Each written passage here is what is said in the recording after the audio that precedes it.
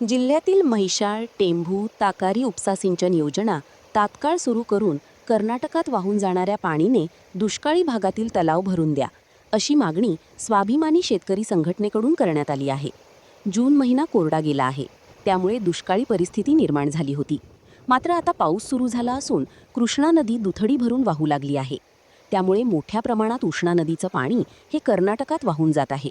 त्यामुळे हे पाणी दुष्काळी भागाला देण्यासाठी म्हैसाळ, ताकारी आणि टेंभू सिंचन योजना तातडीनं सुरू कराव्या, अशी मागणी स्वाभिमानी शेतकरी संघटनेचे नेते संदीप राजोबा यांच्या नेतृत्वाखाली करण्यात आली आहे. स्वाभिमानी शेतकरी संघटनेच्या वतीनं आज अधीक्षक अभियंता सांगली पाटबंधारे विभाग यांना निवेदन देण्यात आलं की गेल्या 15 दिवसापूर्वी पिकं आमची होरपळून जाते म्हणून पाणी सोडा म्हणण्याच्या पाठीमागे आम्ही लागलो होतो.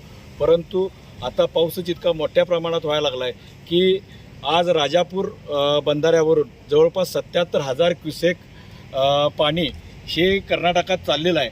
तर आमची या अधीक्षक अभियंत्यांना आम्ही सांगितलेलं आहे की ताकारी, म्हैसाळ व टेंभू ह्या योजना तात्काळ चालू करा व या योजनेच्या माध्यमातून कवठेमंकाळ असेल, तासगाव असेल, त्या ठिकाणी सांगोला असेल, कडेगाव असेल, पलूसचा थोडा भाग असेल, मिरजचा पूर्व भाग असेल, जत असेल, ह्या भागामधले तलाव भरून घ्या अशी मागणी करण्यात आलेली आहे.